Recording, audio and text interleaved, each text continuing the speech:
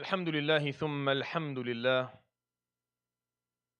الحمد لله نحمده ونستعينه ونستهديه ونستغفره ونستنصره، ونعوذ بالله من شرور أنفسنا ومن سيئات أعمالنا.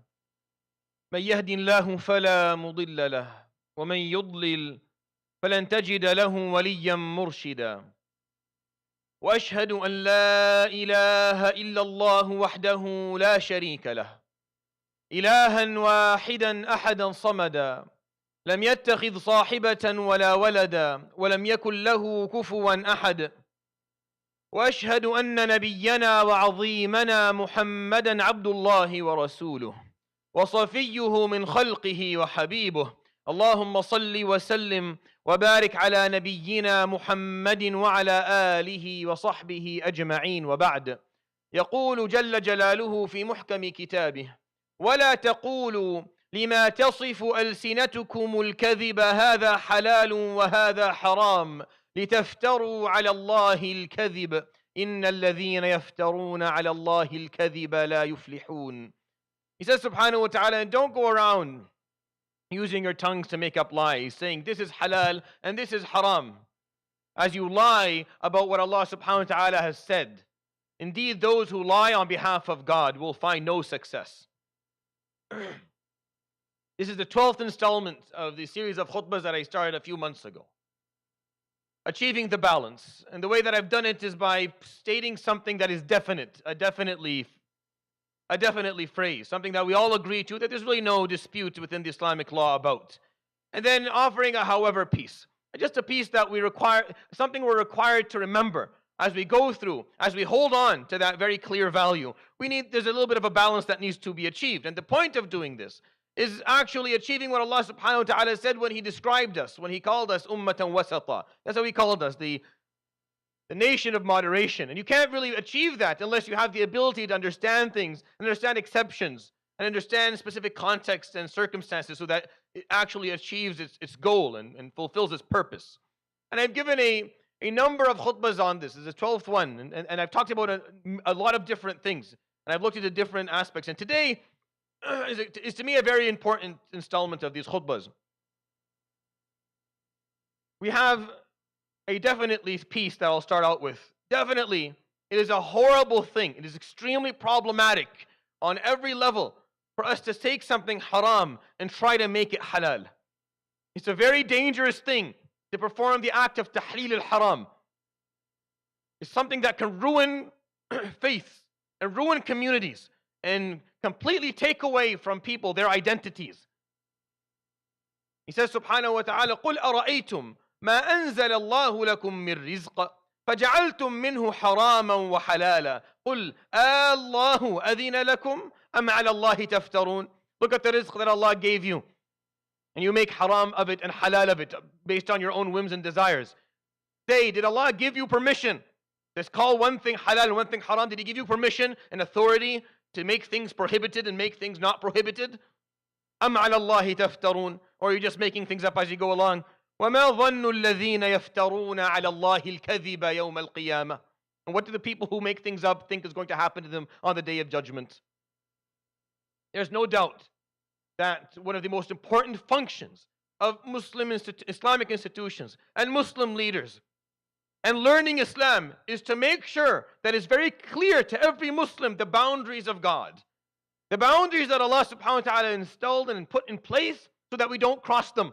So that we don't go and perform something that is haram, that he clearly explained was haram. One of the most important functions of having any form of Islamic education is to make sure you know what is haram so you don't cross that line. That's why the Prophet ﷺ in at least 5 ahadith would say in so many words the following same concept. He would say, مَا أَمَرْتُكُمْ بِهِ فَأْتُوا مِنْهُ مَا اسْتَطَعْتُمْ وَمَا نَهَيْتُكُمْ عَنْهُ فَانْتَهُوا. What I tell you to do as much as you possibly can of it. But what I tell you not to do not cross that line. Do not cross it. Be very clear. This is haram. Do not go there. تِلْكَ حُدُودُ اللَّهِ فَلَا تَعْتَدُوهَا. These are the boundaries of God. Do not cross them. وَمَنْ يَتَعَدَّ, another verse, وَمَنْ يَتَعَدَّ حُدُودَ اللَّهِ فَقَدْ ظَلَمَ نَفْسَهُ. And those who cross the barriers, the boundaries of God, those who go into something haram and make it and act and start behaving as if it is not, they have oppressed themselves by doing that. وَمَنْ يَعْصِ اللَّهَ وَرَسُولَهُ وَيَتَعَدَّ حُدُودَهُ يُدْخِلْهُ نَارًا خَالِدًا فِيهَا وَلَهُ عَذَابٌ مُهِينٌ. And those who disobey Allah and His Prophet and cross those boundaries will enter, وَالْعِيَاذُ بِاللَّهِ, a very painful place of punishment on the Day of Judgment. This is a simple aspect of our deen. I don't think that two Muslims would disagree or argue about the fact that Allah subhanahu wa ta'ala has set boundaries, has drawn red lines for us that we do not cross. I think that's pretty clear. When Allah subhanahu wa ta'ala, when the Prophet ﷺ talks about getting married, for example, when he talks about getting married, he says, فَاسْتَحْلَلْتُمُوهُنَّ بِكَلِمَةِ اللَّهِ. Because the opposite gender is haram to you. And when they become halal through the word of Allah. So when you sit there and you accept it in marriage that has all the conditions. But it's haram also, otherwise. The Prophet ﷺ tells us more than that. He tells us, كُلُّ الْمُسْلِمِ عَلَى الْمُسْلِمِ حَرَامٌ. Every aspect of the Muslim regarding another Muslim is haram. What do you mean? Haram is prohibited for you to transgress against their wealth, against their life, their well-being, against their integrity, physically. Everything about them is sacred to you. You don't cross that barrier. You don't cross that line. Unfortunately, we live in a time where a lot of that happens. Here's why I think this khutbah is of certain value. Because we live in a time where a lot of it occurs. Where that line that Allah subhanahu wa ta'ala set very clearly for us is being pushed. People keep on trying to push it a little bit. A little bit to the right, a little bit to the left.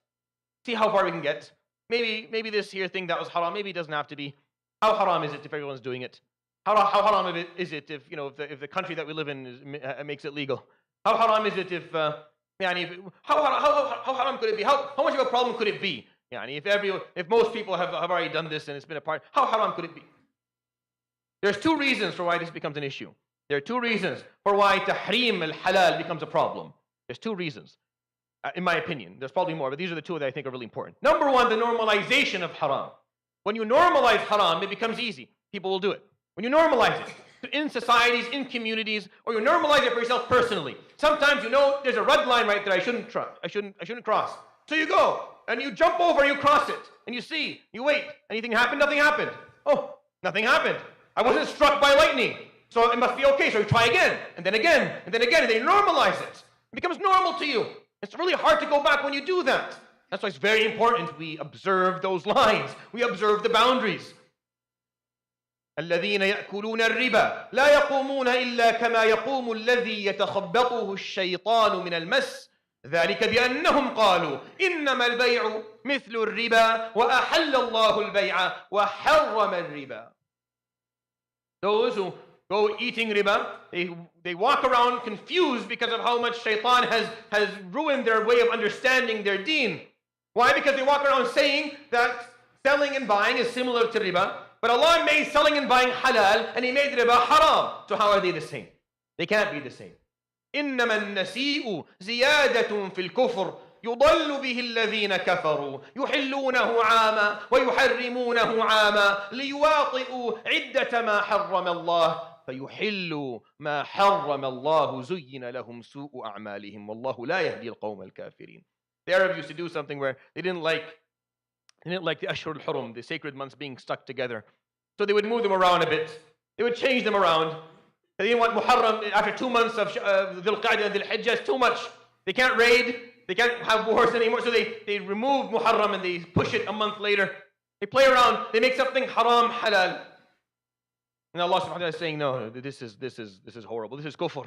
This is actually increasing in your level of kufr. When you take something that Allah made haram, and you decide, you know what, I think it should be okay. Should be okay. We'll do something different with it. No, it isn't. The first reason is you normalize it. Once you normalize it, it's hard to get rid of it. Second reason, we are in a place, we're living in a certain time in a place where we are, to be quite frank, weaker. We are weaker, scientifically and intellectually, academically, as numbers, we're weaker. And it's been known throughout history that the weak tend to adopt the values of the strong. Been like that all through history. Because we're weaker, and because other civilizations and other communities and societies are stronger than us, then there's that feeling that maybe we have to do what they're doing in order for us to be civilized. In order for us to be progressive, we have to actually take on some of these values that don't actually work with us, that are haram in our deen clearly. And it happens all the time. It's happened throughout history forever. It happened in our favor a couple of centuries ago, where Muslims were stronger, so their values became what other people actually held. It became the standard, and people held themselves to that. So either you normalize haram, which becomes a problem on its own. It can happen just individually, but then from a communal perspective, a society perspective, because we're weak and because there's this intellectual push, because there's daily reminders of the values that aren't ours, you slowly just end up giving up. And that's why haram becomes halal. And that's a problem. And no two people, I believe, as far as I can tell, no two Muslims will fully disagree on this. No, there's full agreement. Yes, haram has to say haram. He made zina haram, he made khamr haram, he made shirk haram, killing and stealing, he made certain behaviors haram. These things that are haram, it's clear. We're not going to debate them. They're not disputable. And actually trying to push that envelope and saying maybe you can move the needle a bit, maybe this is not as haram as... No, that is a big problem. And a part of protecting the deen is keeping those boundaries and not allowing them to be ever touched because they are sacred, because that's what haram means. Haram means sacred. Right? How do I know that? What is the Kaaba called? What is the masjid called? It's called Masjid al-Haram. What means prohibited to? No, it's sacred. Things are sacred. You don't cross this line. The line is sacred. Don't cross it. You're not allowed to. You have no permission. You be very careful. And that's why we have to observe them and keep them alive.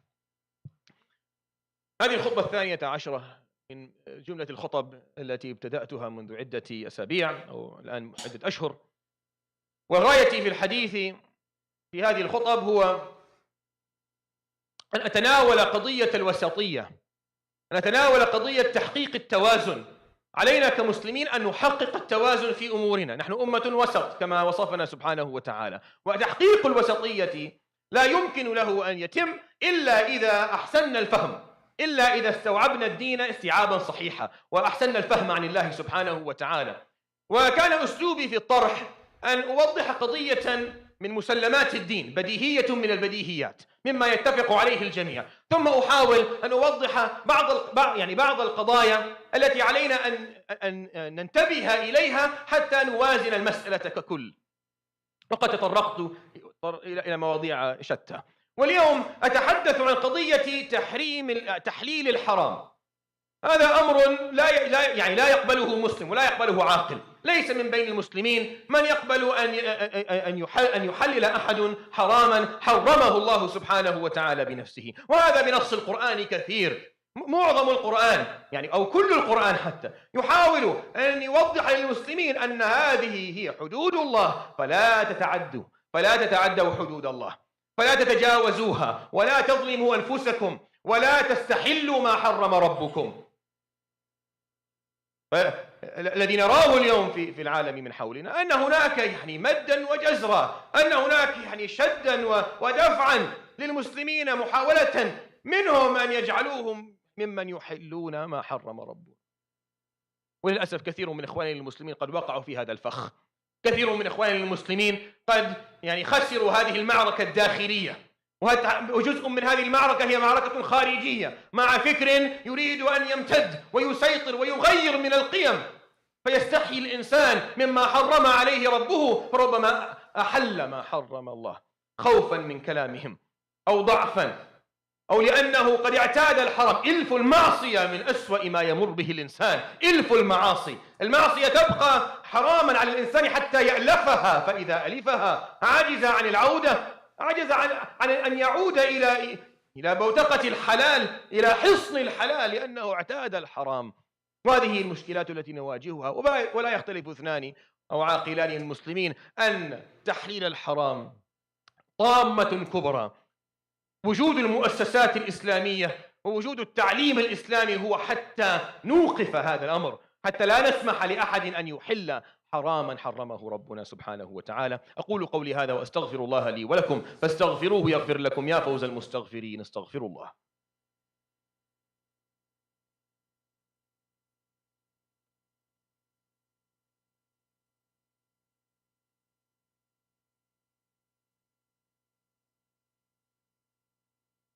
الحمد لله وحده، وصلى الله وسلم وبارك على من لا نبي بعده، وعلى آله وصحبه ومن اتبع نهجه ووفى عهده.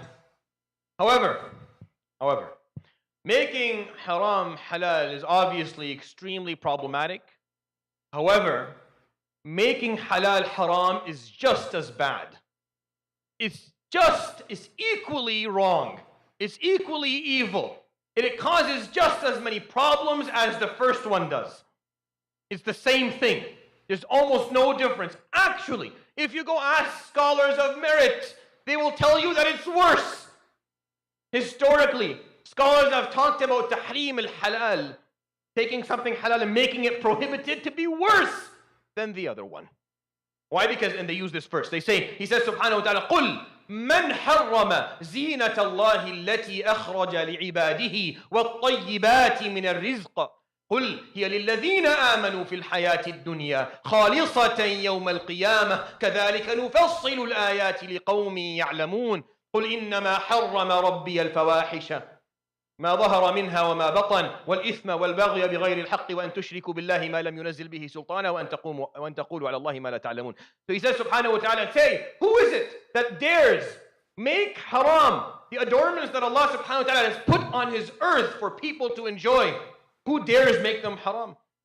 Say they are for people, believers and disbelievers in this dunya to enjoy, and then for believers only exclusively on the day of judgment. And then he says, all that Allah subhanahu wa ta'ala has made haram is a few things. And he counts them, al-fawahish, ma dhahara minha wa ma batan, wal-itham, sin, wal-baghya bighayr al-haqq, and oppression, and shirk, wa an tushriku billah, wa an taqulu ala Allahi ma la ta'lamun, to make things up as you go along, to speak without knowledge. These are the things that are haram. Why are you going around making things that aren't haram? This is a big problem. We think that if we do that, if we look at things and to be safe, we call them haram, that we're protecting Islam. We're not. Maybe in the short term, certain things work for you. Long term, doesn't work. Long term, it becomes the number one reason why people leave the faith altogether. It becomes one of the number one reasons why people stop respecting haram altogether. Because if you take a list that has maybe 10 things on it that are sacred and haram you don't do, and you make that list 100 things, it becomes too much. So they're like, oh, whatever then.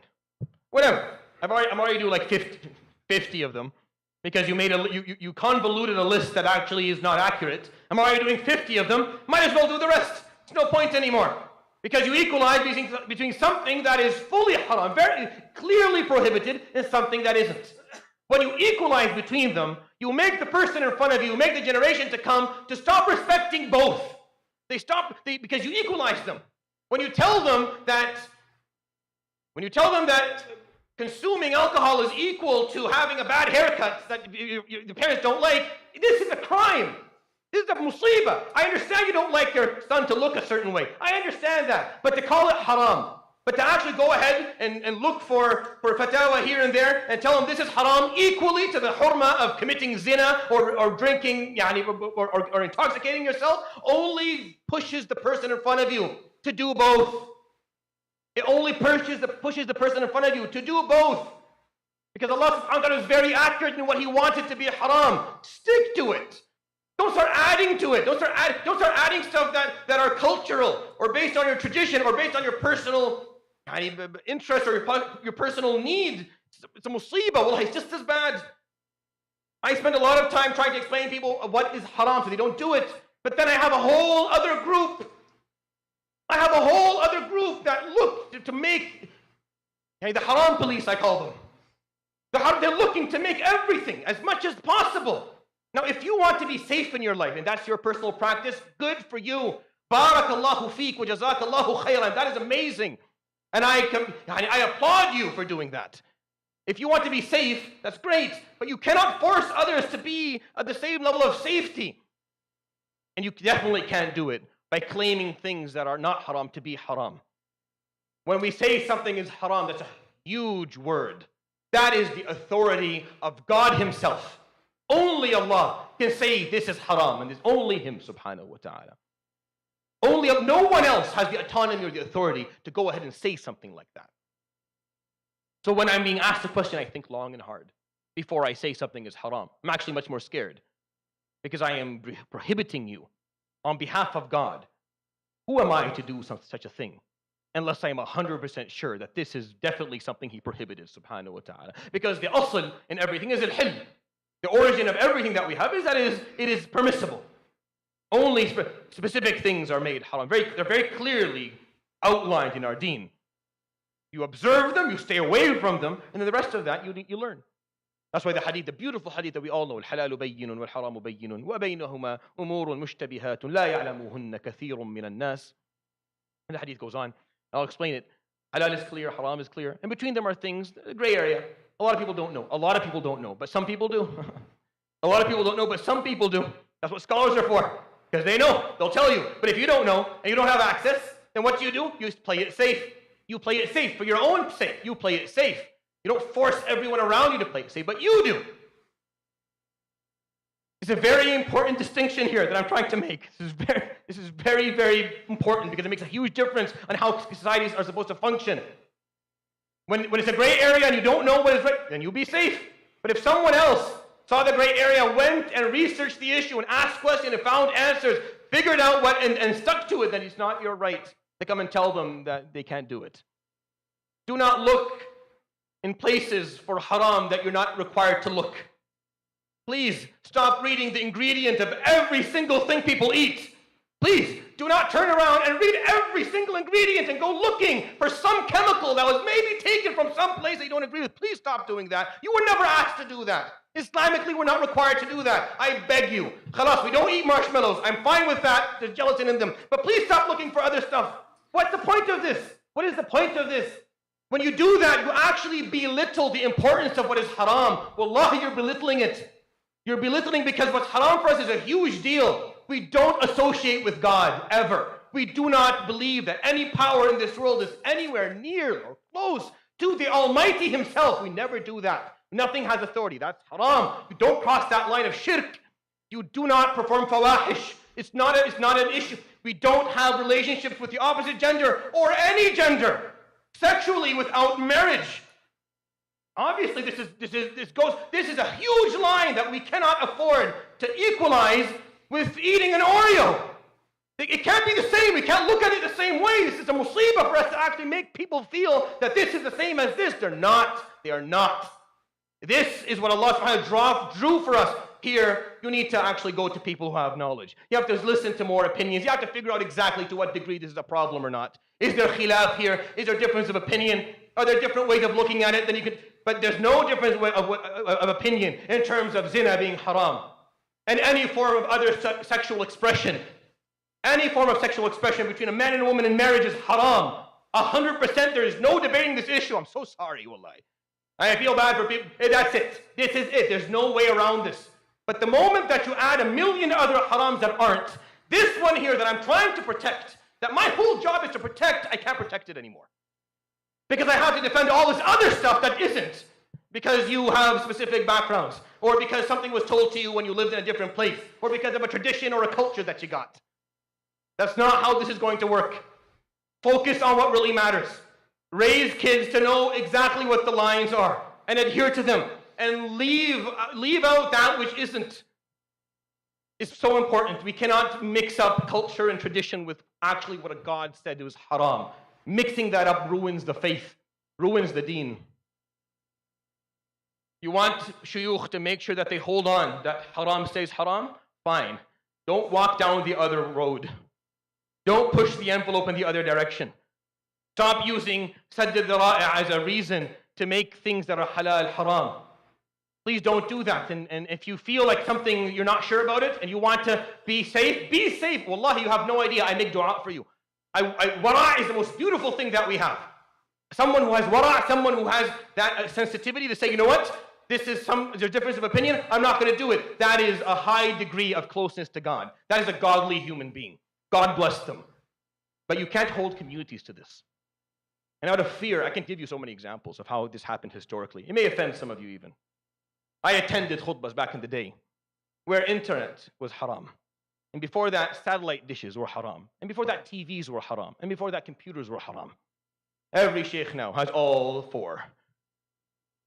No problem. Because you don't jump to make something halal. It's very dangerous to make something halal haram. It makes people disrespect the word haram, which is not something to be disrespected. You don't play with that. You never ever cross that line. You stay away from that line. All of your senses are hypered to make sure that you don't cross that line, because once you cross that line, once you go into haram and you disobey Allah subhanahu wa ta'ala and you cross that barrier or that boundary, it's a hard way to come. It's hard to come back. It's a difficult way back. So we need to protect those. We protect them by not adding more based on our personal whims or our personal preferences. Or this issue needs a lot of unpacking, I know. You have 100 questions, I understand. But I'm just trying to get you to think about this, that Islamically speaking, tahleel al-haram is the same as tahrim al-halal. They're equal. They're the same. They're the same in the deen. I believe tahrim al-halal is worse. It just takes longer for us to see the consequences. It just takes a bit longer. It's just another generation for us to actually see it. إخواني وأخواتي ألا إن تحليل الحرام من أكبر الكبائر بلا شك كما أسلفت وتحدثت، ولكن يساويه سوءا ويساويه ظلما ويعدله عدوانا تحريم الحلال. يعدله تحريم الحلال بنص القرآن. قل من حرم زينة الله، من هذا الذي يجرؤ أن يحرم زينة لله سبحانه وتعالى؟ من يجرؤ؟ يقول كلمة جميلة للإمام سفيان الثوري، يقول إنما العلم عندنا الرخصة من الثقة، أما التشديد فيحسنه كل أحد.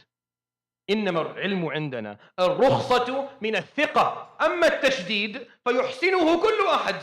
هل تعتقد أنه من الصعب على أي إمام أو شيخ أو عالم أن يجلس فيجيب على كل سؤال يسأله بكلمة حرام؟ تظن هذا صعب؟ هذا سهل ومريح. اسألني أي شيء تريد، اسألني حرام، قبل ما تكمل سؤالك حرام ما تسويه. ريحت نفسي، ما في داعي أبحث ولا أنظر في الأدلة ولا أمحص ولا أستخير ولا أسهر في الليل ولا أراجع نفسي. خلاص حرام ما تسويه. ريحت نفسي وريحتك. هذا مريح لك ومريح لي، لكن على المدى البعيد يخرج الناس من الدين. على المدى البعيد يخرج الناس عن الملة، لأنك إذا كثرت الحرام استصغره الناس ولم يعد يحترمه الناس. الإنسان إذا جعلت له 10 خطوط حمراء، هذه 10 محرمات، 20 محرم يلتزمها، قل له في 1000 محرم يقول لك أنا الآن أرتكب منهم 500، فما علي إذا أكملت 500؟ يعني لو ما عملت كده كان على الأقل هو مبتعد عن المحرمات الكبرى، كان مبتعد عن أكبر الكبائر، الآن خاض فيها. قضية تحريم، يعني تحريم الحلال قضية خطيرة جدا، حدثت عبر القرون وما زالت تحدث إلى اليوم، وعلينا أن ننتبه إليها. إذا أردتم من الأئمة أن يحموا الدين، أن يوضحوا للناس الحرام وألا يتنازلوا عن شيء من الحرام، المحرمات الكبرى كالشرك والقتل والسرقة والفاحشة والزنا وغيرها من المحرمات والبغي والظلم فعلينا إذن ألا أن نتقول على الله، وألا نحرم حلالا أحله الله. وإذا أردنا أن نحتاط لأنفسنا، بارك الله في أصحاب الورع، بارك الله في الذين يحتاطون لأنفسهم، هؤلاء هم أهل الله، هؤلاء هم أهل الله يوم القيامة. هذا الذي ترك مباحا أو ترك مشتبها عليه لله سبحانه وتعالى، لكن لا يجوز لنا أن نلزم الناس بما ألزمنا به أنفسنا. صلى الله عليه وآله وصحبه وسلم ما فعل ذلك، كان ييسر للناس ويختار لهم الأيسر عليه الصلاة والسلام، لكن في حياته ما أكل خبزا مرققا عليه الصلاة والسلام. فاهم؟ ما أكل خبز، ما أكل الخبز القمح، ما أكل إلا خبز الشعير عليه الصلاة بعمره صلى الله عليه وسلم بحياته، طيلة حياته ما أكل خبزا كالذي نأكله، وإنما كان يأكل خبز الشعير بقشره أبدا. هكذا كان، هذا صنع لنفسه. وكان يأتيه الغنم يبنأ بين الجبلين فيعطيه للناس بالمئات، خذ كل وأطعم أهلك، ويأكل خبزا ولا يشبع من خبز وزيت في يوم مرتين كما قالت عائشة، ولا يوقد في بيته نار شهر صلى الله عليه وصحبه وسلم. هكذا اختار أن يحيا، ما ألزم أحدا بذلك صلى الله عليه وصحبه وسلم. فما بالنا إذن؟ ما بالنا إن ننتبه إلى قضية تحريم الحلال، هذه تساوي سوءا تحليل الحرام. That is what I have to offer you today. Making things that are prohibited permissible is equally wrong and problematic to making something permissible prohibited. They're equal. They're just as bad. I have to actually spend my time protecting one of them. That's my job. That's what I have to do. I have to make sure I continue to remind people of what is haram, where the boundaries are. Very hard to do that when we continuously try to push things that aren't haram, to make them so. And obviously this needs a lot of unpacking, but I want you at least to take the concept and think about it because I think it's valuable. I hope that was a benefit to you. واعلموا أن الله أمرنا بأمر عظيم فقال إن الله وملائكته يصلون على النبي يا أيها الذين آمنوا صلوا عليه وسلموا تسليما. اللهم صل على محمد وعلى آل محمد كما صليت على إبراهيم وعلى آل إبراهيم، وبارك على محمد وعلى آل محمد كما باركت على إبراهيم وعلى آل إبراهيم في العالمين إنك حميد مجيد. وارض اللهم عن الأربعة الخلفاء السادة الحنفاء أبي بكر وعمر وعثمان وعلي، وارض اللهم عن زوجاته أمهات المؤمنين وعن آله الطيبين الطاهرين وعن صحابته الغر الميامين وعن التابعين ومن تبعهم بإحسان إلى يوم الدين وعنا معهم برحمتك يا أرحم الراحمين. اللهم اغفر للمسلمين والمسلمات والمؤمنين والمؤمنات الأحياء منهم والأموات. اللهم فرج هموم المهمومين ونفس كروب المكروبين وارفع الغم عن المغمومين واشف مرضانا ومرضى المسلمين وارحم موتانا وموتى المسلمين. اللهم انصر إخواننا المرابطين في المسجد الأقصى ورده إلينا في العاجل القريب يا رب العالمين، وردنا أجمعين إليك وإلى دينك ردا جميلا، وتب علينا من جميع ذنوبنا توبة نصوحا طهرنا بها قلبا وجسدا وروحا، وما ذلك عليك اللهم بعزيز، ولا حول ولا قوة إلا بالله العلي العظيم. عباد الله إن الله يأمر بالعدل والإحسان وإيتاء ذي القربى وينهى عن الفحشاء والمنكر والبغي يعظكم لعلكم تذكرون. أقم الصلاة. الله أكبر الله أكبر، أشهد أن لا إله إلا الله، أشهد أن محمدا رسول الله. حي على الصلاة حي على الفلاح، قد قامت الصلاة قد قامت الصلاة. الله أكبر الله أكبر، لا إله إلا الله. دائما أبدا لا إله إلا الله. استووا اعتدلوا استقيموا لا تختلفوا، حاذوا بالمناكب سدوا الخلل، لا تدعوا فرجا بينكم، سووا الصف. تسوية الصف من إقام الصلاة. تموا الأول فالأول، لينوا بأيدي إخوانكم shoulder to shoulder, ankle to ankle. Put your toes on the front part of the dark gray line, closing the gaps, straighten your lines and silence your phones. استووا يرحمكم الله. الله أكبر.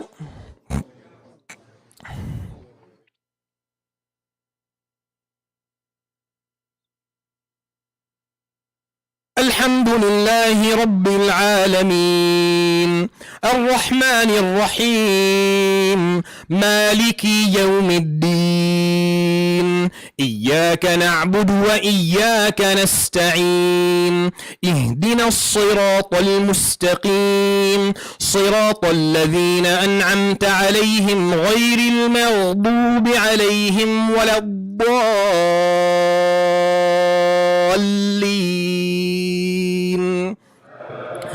آمين. قل من حرم زينة الله التي أخرج لعباده والطيبات من الرزق قل هي للذين آمنوا في الحياة الدنيا خالصة يوم القيامة كذلك نفصل الآيات لقوم يعلمون قل إنما حرم ربي الفواحش ما ظهر منها وما بطن والإثم والبغي بغير الحق وأن تشركوا بالله ما لم ينزل به سلطانا وأن تقولوا على الله ما لا تعلمون. الله أكبر.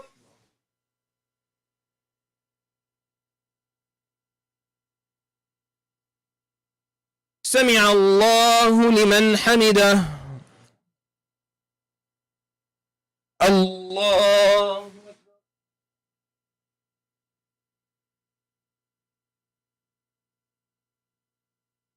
الله أكبر.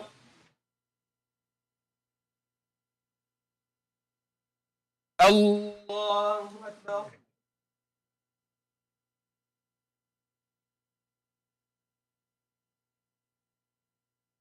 الله أكبر. بسم الله الرحمن.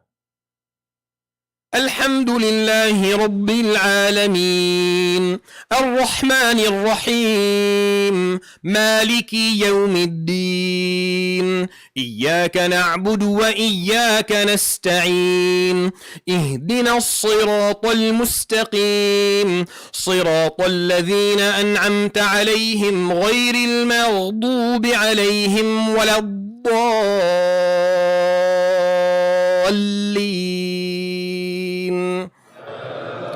آمين. قل أرأيتم ما أنزل الله لكم من رزق فجعلتم منه حراما وحلالا قل الله أذن لكم أم على الله تفترون وما ظن الذين يفترون على الله الكذب يوم القيامة إن الله لذو فضل على الناس ولكن أكثرهم لا يشكرون. الله أكبر.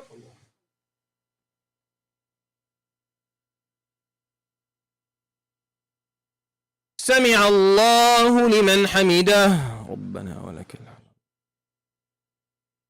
الله أكبر.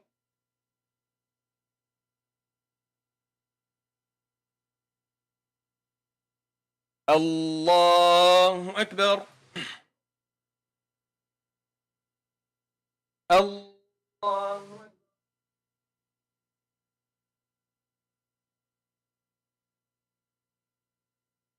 الله أكبر.